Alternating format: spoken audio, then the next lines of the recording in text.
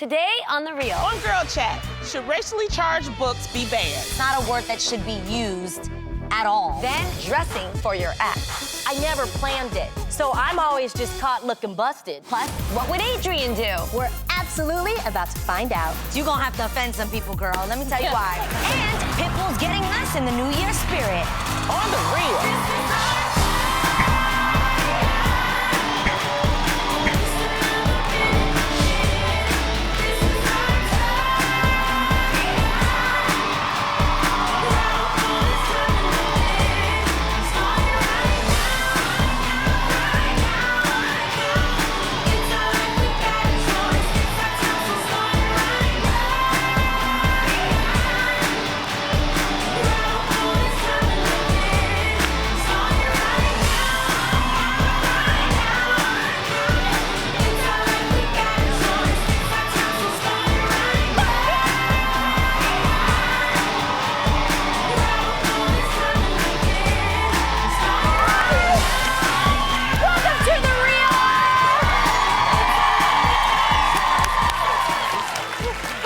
Some girl chat.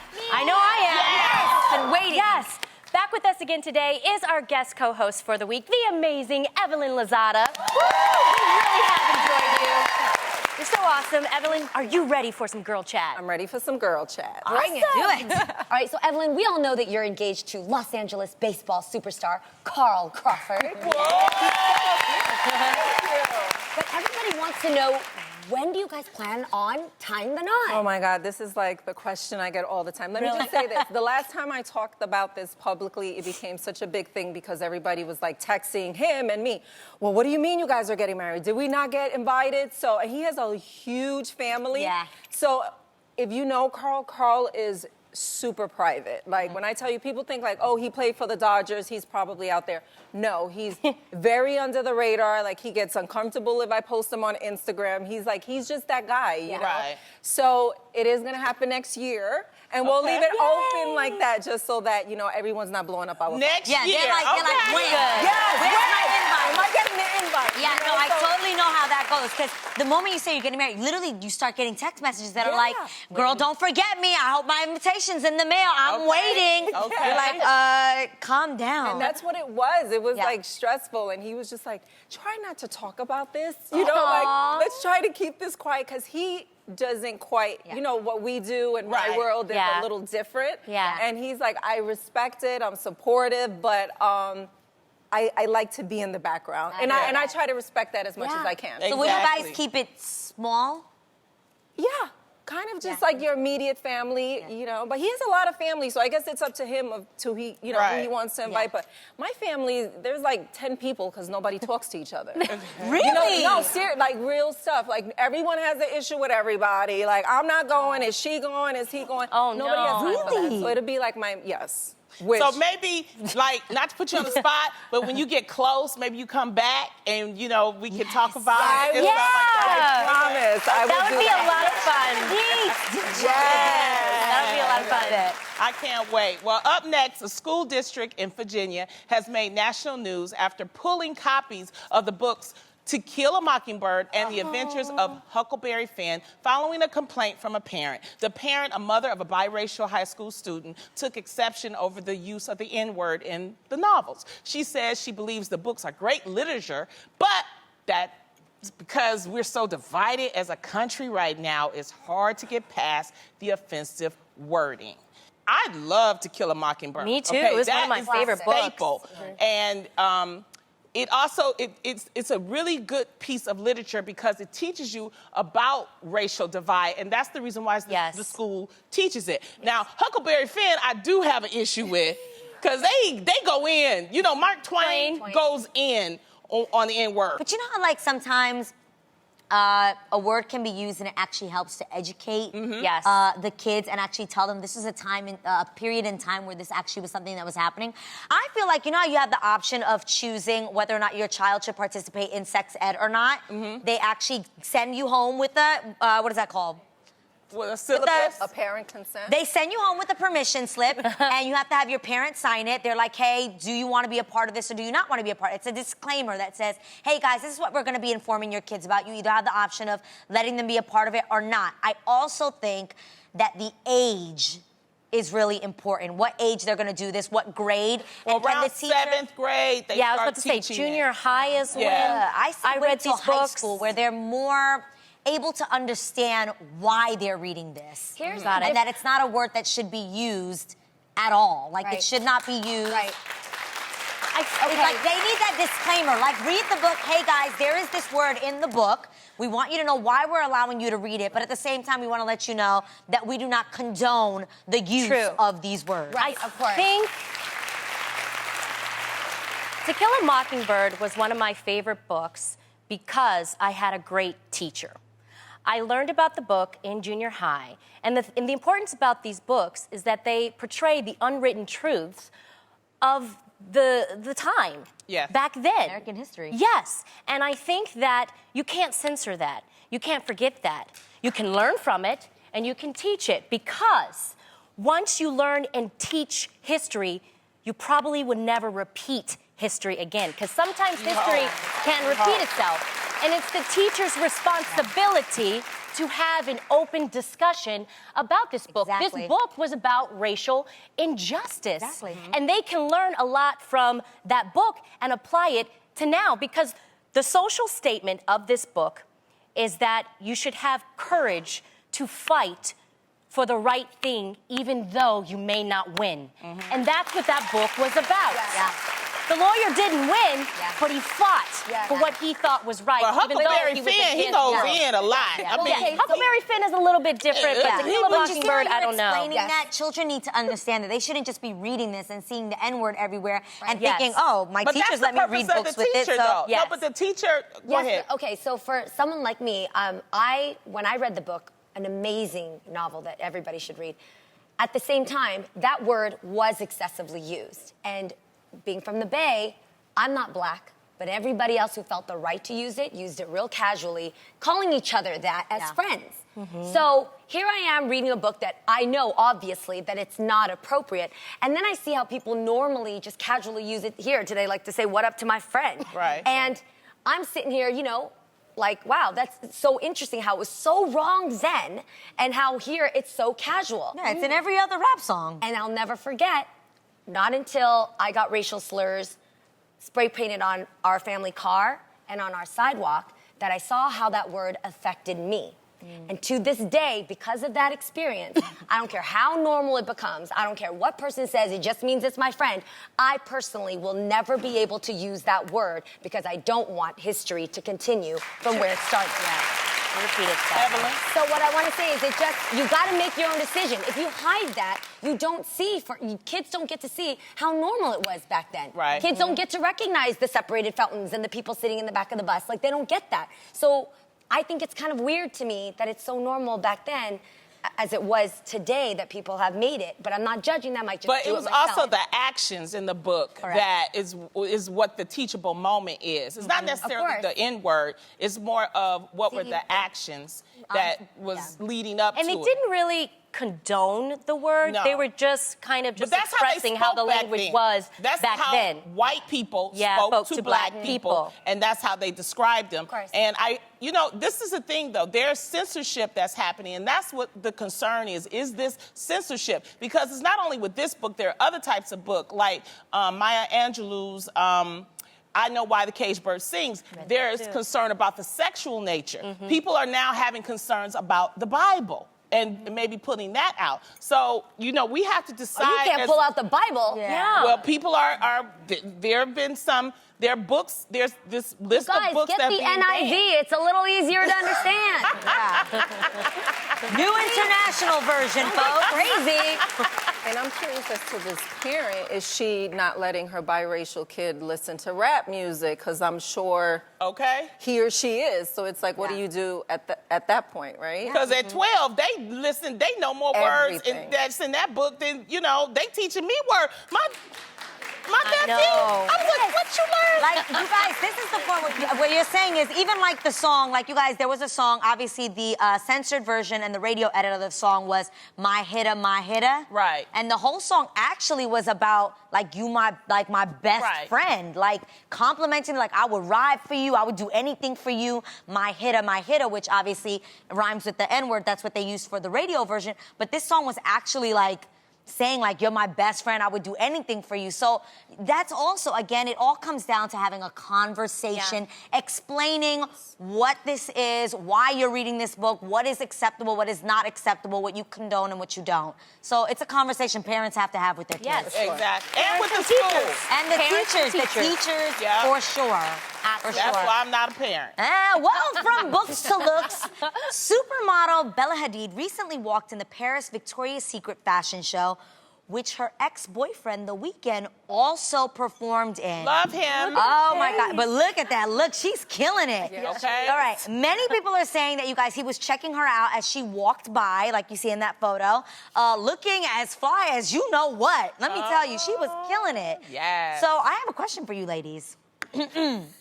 When it comes to being around your exes, or even your current man's ex, do you always try to look a little bit extra sexy to make them miss you or remember what they used to have? Don't nobody want to look like a tree monster, okay? It's just... They were like, yes. But, okay, do you do that, and why do you do that? Why do you think we feel that way as women? Oh, y'all got stories. Come on, give it. Have you? I think it's innate. We're like, for us, if we see an ex, we want to look good. I mean, the phrase goes, you got to dress like you're going to run into your ex. True. That's the phrase that I've preached a few times for sure. Oh, my God. What? Do you have a story? Has it ever happened to you? It has, but I never planned it. Do you see what I'm Yeah. saying? So I'm always just caught looking busted. Wait, what do you mean? Yeah, I am. Wait, I never what do know. you mean? Okay. Oh my gosh, you guys. So when I was dating Adam, he invited me to his casual holiday party. Okay. Dudes always play things down. That is why I always dress up. Y'all be wondering why I look like I'm going to my quinceañera every day. I don't know who I'm going to run into, okay? Okay. I should have thought about that. Why I'm out here looking like this. Right? So I wore jeans and just like a sparkly t-shirt, minimal makeup, and my hair just in a low bun. So I looked like olive oil, kind of. You know, Popeye and olive oil. But you put yourself together. It was okay. Okay. If I would have known she was there, I would have dressed up a little bit more. Did you have an Also, eyelash wait, it was on? his ex. It was his ex, yes. And how I knew it was his ex, because she was the only one that was she kind of overdid it. She was like dressed to the nines. Like it was too much. So when she did that, it slightly gave me some power because I knew she was thinking about me. And I was like, oh, okay. I might as well just own the way I looked. I was like, okay, I can look good with no makeup. I look good in my little jeans. And I owned the fact that I had the ultimate prize. I had Adam. I had the love and affection of my man. And that is how I played the whole night. Yeah. But at first, I was like, oh no. And that's how I knew. Evelyn, you ever did it? no, I never run into my exes, ever. But I always say, I'm sure you're peeping my social media pages. So, I feel like being successful and looking great is the best revenge. Boom. And I'm pretty confident that I look better than your new girlfriend. Oh! I love it. I love that. Well, guys. What? I've never technically been broken up with. I usually am the one that ends the relationship. Yes. So people would ask, well, then why do you care what you look like when you run into them? You didn't want to be with them. Yeah. Right? Yeah. That's not the point, okay? Again, it's not, even if I don't want to be with you, no, I don't miss you. It's not about that. It's just a reminder. Yes. It is a reminder to remind you, one, I'm the one that got away. One, two, that I love my friend there'll Betty never be Crocker, another like Adrian me. Houghton. And I never like to see an ex and act bitter. Yes, That bitterness 100%. is not cute. No, it's not. Be kind, Yes, be nice. yes. But at the same time, don't overdo it because that looks like you. Yes, yes. Might be sending the wrong message too. Yes. So I think the best, Adrian, is just to be yourself, honestly. Yes. You know what I mean? You're already fly. Yeah, but You're already that fly. sounds nice, but Okay, you guys, the worst thing happened to me just the other day. What? I was wearing, it's my favorite pair of pajamas. And they're purple and they've got flowers on it. It's real loud and yeah, annoying. I know those. And then I had a hoodie and I walked out and for some damn reason, Mama Mai wanted to go to a restaurant rather than to go home. So I picked the most hole in the wall, like I'm talking about like, I don't even know if somebody was in, it was horrible. I go in and I run into my ex that I haven't seen since the rough breakup. I'm an ambassador about personal style. Oh, no. I teach women that you gotta really look your best. You gotta overdress to impress. So I walked in there looking like I was robbing Costco. You know what I mean? Like it was bad. So here's the thing though. It took me a couple days because like I went in and I was exactly the same way I would be anytime you guys run into me. I am, I think, a very nice person. And I asked, you know, how the family, how stuff was. I asked all that stuff. And I gotta tell you, even though the ego, because it does hurt Yes. you, because Yes. you're It's thinking, the I gotta ego. look, you're thinking that for Yeah. yourself. My attitude and my heart, especially when the conversation reminded me why we weren't together, made me walk out feeling so good because it was the first time for me, especially in my long line of work, that I proved to myself that I am beautiful without needing what I preach, which is style.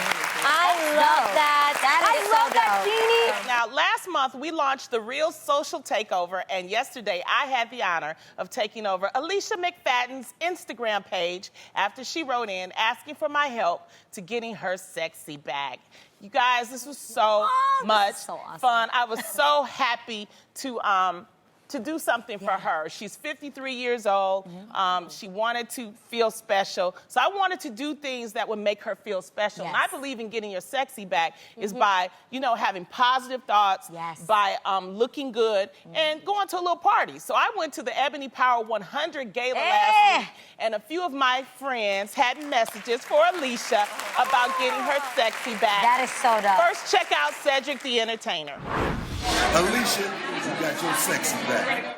I love it. Thank you so. That was so sweet of him because I explained it, and then also Garcelle Bouvet, she had a little message.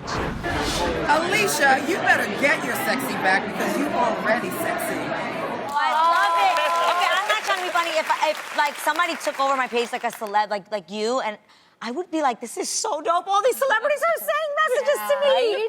That I is would be super freaking cool. out. Yeah. Well, Lonnie, I even saw that you posted some of your sexy moves on the dance floor. Hey! I love it. That is We had a good time. That's Really so had a much good fun. time. Yeah. I love that, Lonnie. Yeah. So go to Alicia's page. It's a lot of stuff that I put, some nice quotes. I put a lot of pictures, things like that. It was so much fun. Now, Okay, dumb question. What? How much is too much? Like, how many do you post? Can you overpost on their page? Yeah, I post. How many did you post? I think I did about 9 or 10. Yeah, about 10, 12. About 10, yeah. 12? Yeah. You can do what you want, Adrian. Yeah. It was like, because I had a story that I had, you know, for the whole day that I was That's trying dope. to tell. So I started in the morning, and then at night, I ended a certain type of way. So I just wanted her to feel good about it and stuff. So I Dope. was That happy. is exciting. Great. So, Jeannie is up next. Oh, I'm so excited. Who have you chosen? Okay, so first of all, I just want to give a huge shout out to our amazing fans. I got some amazing submissions. Some of you guys, like, you spoke so specifically to my heart, and having known my story from back in the days, thank you so much. I really appreciate it. There's one that really stood out to me. It was from a 27-year-old dental hygienist in Jamaica. Yes, you guys. Jamaica. Watches us from all the way from Jamaica. Oh, wow. Yes, I love her. Her name is Julene Allen, who sent in this video. Check it out. Hi ladies of The Real, my name is Jeline Allen and I live here in Jamaica. Yes, I watch you guys every single day. And I just want to say, Jeannie, please take over my page. I really admire the relationship you have with your mom. A couple years ago, I lost my grandmother. I literally watched her die and take her last breath. And I saw how that just ripped my mom to pieces. And from that day on, I told myself, every moment I have with her is quality time. And so, Jeannie, thank you for keeping it real. You know, you're just always with your mom, and you guys have such a great bond together. And so, please take over my page. I love that. She's so beautiful. I love that. Beautiful girl. Jolene. I hope your mom's doing okay. I know that's really hard, and I'm glad she's got you with her. And I actually wanted to capture Jolene's reaction, you guys, to finding out that I was going to take over her page because this hit me so hard. So look how happy she was.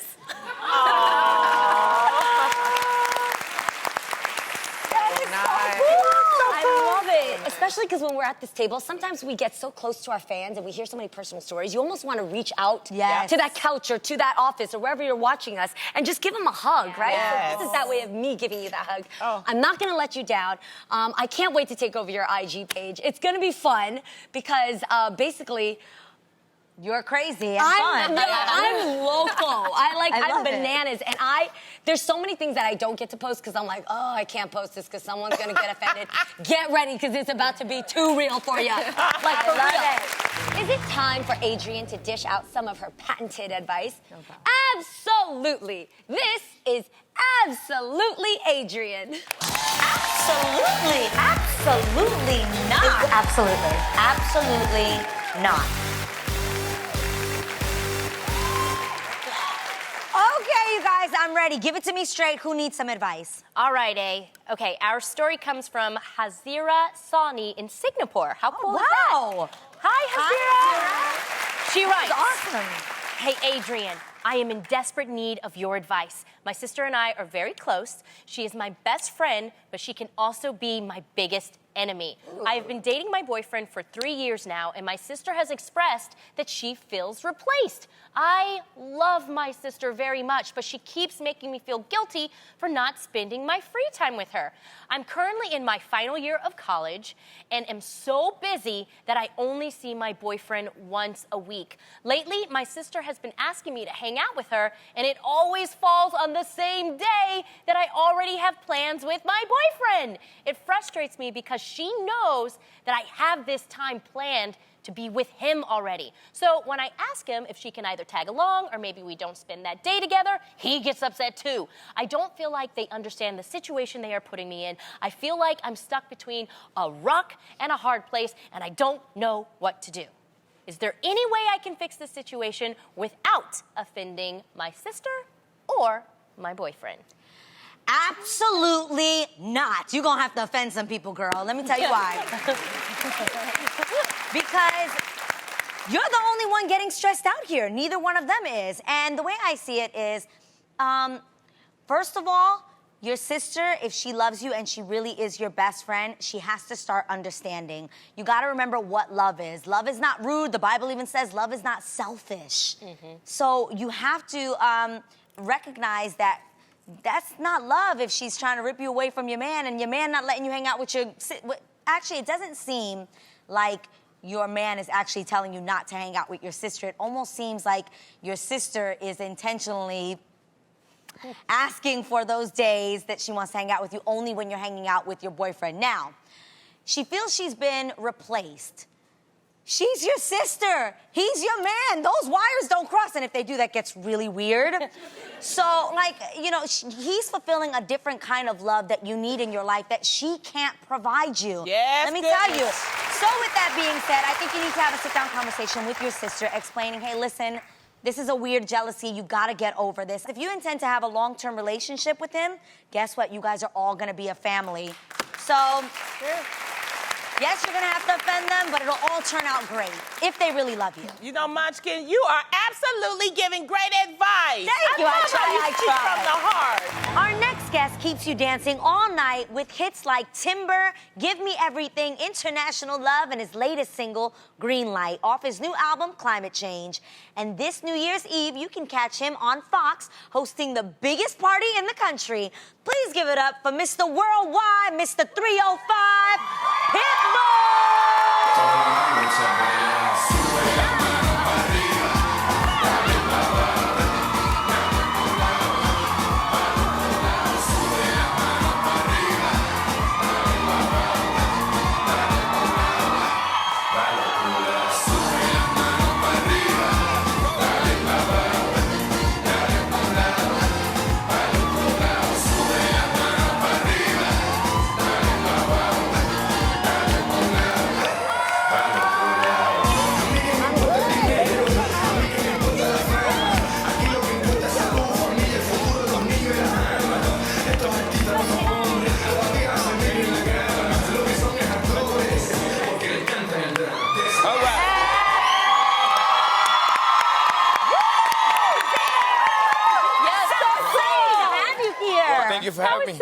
for donating to us.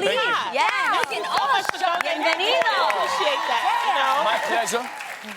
I want to start off by saying, guys, congratulations. Oh, thank you. I catch the show every once in a while. When, I'm running and gunning. Yeah. And you guys look like you're having fun, enjoying. Pitbull watches our show. Yeah. I saw the other day, I think you had like a man crush with Mark Anthony, I think it was, right? Yeah. I love anything Mark I got you, Mark. Don't worry about it. I love it. Do you bring my your pleasure. dancers everywhere you go? I love to be surrounded by powerful women. A woman is what made me a man. I was raised by a single mother. Very strong women in my life. So yes, I love it. I love that. She's beautiful. Yeah, well, you see that? That's in the 80s, baby. All right. Okay. No, see, you always had your looks on point from back there to now. Always Yes. the man in the sharpest No, suit. thank you. Since I was a kid, the guys around the neighborhood or around Miami in the 80s, anybody that understands that history, it's very interesting. A lot of people that were involved in extracurricular activities. Those guys were always sharp, man. They were gentlemen, and they didn't brag, they didn't floss, but they were silent and dangerous. So I looked up to those guys and I said, man, one day when I get a chance to find the right sales on these suits, because I'm always looking for a market. I love it. The way you believe in yourself is the way people are gonna believe in you. So you gotta be sharp, you gotta be confident, not cocky or arrogant. That's a turnoff, But somebody that man, you can count on that person. Their word is their bond. They're solid. They stand up. They're punctual. I think that's when you wear it. Yeah, I love that. I get that. And this gives that feel. Oh, thank you so much. So dope. I know that you started your own charter schools. Yes. Tell us about them. Well, as far as the charter school movement, we have it. It's called SLAM, which is Sports Leadership, Arts, and Management. We included the arts in it. And thank you so much. Amazing. And I just did it because these are the kids. 92% of the kids in our school are on free lunch. Kids that come from the neighborhood. Right. They come from DNF schools. Now they're a part of a high B school. It's going on to an A school. And this has all been done in 3 years. Got 2 graduating classes at 95% graduation rate. And thank you. That is phenomenal. And we started in Miami, one of my old neighborhoods, Little Havana, La Pequeña Habana. And now we have Slam Junior going up. We have a Slam in Vegas, another one going up in Vegas. We have Broward coming, West Palm coming, Tampa coming, San Antonio. You better do it. So, That's amazing. That is awesome. my mother always, the reason that we did the charter schools, because my mother always told me there's no such thing as a person that's stupid or dumb. You just got to figure out on how you learn. Yes. So me, myself, I can read, but by the time I get to the third page, I'm going, what did I read on the first page? You know? Right. So I'm more of a listener and a watcher. So these kids, what we did is we flipped the curriculum and we made it all about sports, meaning we're not telling you that you don't have to be a superstar athlete. And to be honest with you, you might not want to be a superstar athlete. You might want to be the attorney, you might want to be the agent, you might want to be the broadcaster, but you're still involved with what you love. Right. Yeah. So when they're doing algebra, we give them, no matter of fact, what was the one that they did the other day? It was data analytics. They were doing data analytics, and their homework, you know what it was? What? Fantasy football. Oh, because that is data. So, That exactly. is so smart. Yep. So now they're engaged, they're excited, and what we did is we made education sexy, basically. And everybody Say it talks again. Say that one more Yes, time. I love it. I got you right quick. Hold on. We made education sexy. Something that the kids actually want to be a part of. Look, for me, especially, we all seen what went on in this country throughout this year, and I think a lot of us were shocked, you know. So my mom always told me that the two biggest diseases in the world is ignorance and greed. Yeah. You get me? So if you grab a young mind and you teach it how to understand what's really going on, what's the bigger picture, then that's the true change. So through education, it's our revolution, I think. You are High five you. You are so brilliant, and everything you're saying right now, I'm just looking at you and listening to you talk. You're so much bigger than just music. Yeah. You are a Well, brand. For one, thank you. I appreciate So, that. what is your ultimate goal? Well, a friend of mine told me, I don't know how I came up with the conversation, but I said, man, money doesn't buy happiness. Yeah. And he goes, no, money does buy happiness. You just got to give it away. Wow. And it's true. That's So Wow. that's very I know we all heard the record before, more money, more problems. Yeah. So I call it more money, more solutions. Why? Because you're constantly helping other people's problems. Oh. That is so amazing. Pitbull, we're having so much fun with you. Please, will you stick around and No, this talk got a some little more? serious. I want to. Yeah. that you worked with our girl, Adrian. Yes. Because, guys, Adrian was in one of your videos. I want to know, what was it like working with Adrian? I've known her for years, by the way, and congratulations Thank on you the new so gig, like I was much. telling you off camera. Yes, do you remember her, though? The video, everything? I mean, I remember a whole lot of things. I remember when you were in the girl group, what was it 3LW? Yes, oh my God. We had so much fun on set of the video. Let me see. I had to be in this elevator. And I'm gonna tell you, thank God we put her in the video because that's how we got up to about, I think it's like 700 million views now in that video. So thank you, I appreciate you. Oh, yeah, right. That was so you guys. So much fun, but people don't realize that Pitbull is so down to earth. You know, you always, from the day I met you, you've embraced me. You're always so kind. You're always, you know, showing so much love, obviously, to the Latino community. A todo mundo, a todo mundo. And that you're brilliant. You're a smart businessman. So I could sit, we would talk business. I'd be like picking his brain. He's just brilliant, like you just saw right now. Oh, I appreciate it. So I would do anything Man, I need to with sit this here more guy. often. We love you. I love it. Okay, I love it. Pitbull, with Christmas around the corner, I just have to ask you this question. What was your favorite gift Santa brought you when you were a kid? I used to live in this apartment building. It's called Airport Towers off of 49th Ave and Northwest 7th Street. And I got a bootleg Teddy Ruxpin. Oh, yes! I remember that. Because it didn't have the cassette. Well, you know, it wasn't the money like that. But, but he talked. I just had to press a little button. He spoke back, but he didn't have the cassette tape. You know? Yes. And then what's crazy about the bear is they actually stole it in the lobby when I was we were moving. So anybody that's got that bear, enjoy it. I promise you, it's gonna give you the best luck in the world. I love it. Well, your dad's really handsome, Pitbull. Yeah. Good-looking. Those are the kind of guys that I would watch and look up to. You guys look so much alike. You have the exact same nose. So much swag. Yeah, we do have the Yes, same nose. That's called the Perez nose. I like it. That's how I know one of the babies mine for real. They got the Perez nose. Yeah, we got the Perez nose. So you're about to go on another world tour. What's your favorite part about touring? My favorite part about touring is that you get a chance to touch the public, see them, survey them, and it's the trophy. Because you gotta understand, when I get on stage, it's my therapy. That's where I can get loose, where I don't have to worry about social media or people, you know, just trying to catch up. Unfortunately, the thing about success, guys, break down the word, suck. Success. So you're giving people access to suck in excess. You know, it's like everybody trying to get at you one way or another. So that stage is where I let loose. That's my therapy, and that's what I love about being on tour. And you kill it. You're an amazing performer. Thank you. Yeah, we love your Such a performances. And you are throwing a huge party December 31st on Fox. It's the 3rd year of Pitbull's New Year's Eve Revolution. Now tell me about it. This year, I promise you, it's like a concert for myself. Because we got Snoop hosting. Queen Latifah's involved. Wow. Naughty by Nature's performing. Oh, my God. It's gonna be amazing. We got Salt and Pepper. Wow. They come in with the spandex, you know. Yeah, push it. Push it. You gotta push it.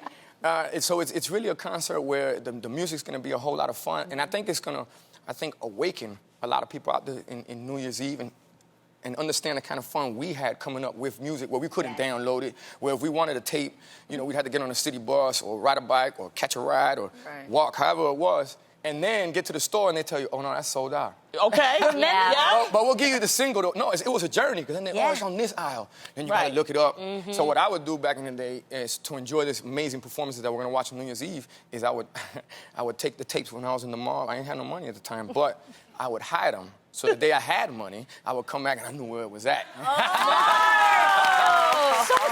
done that. Have you ever seen it where it's just one size left and you hide it? Yeah, you gotta put Smart. that somewhere. Yeah, all my tapes ended up like on the gospel side. Not too many people would check it for that.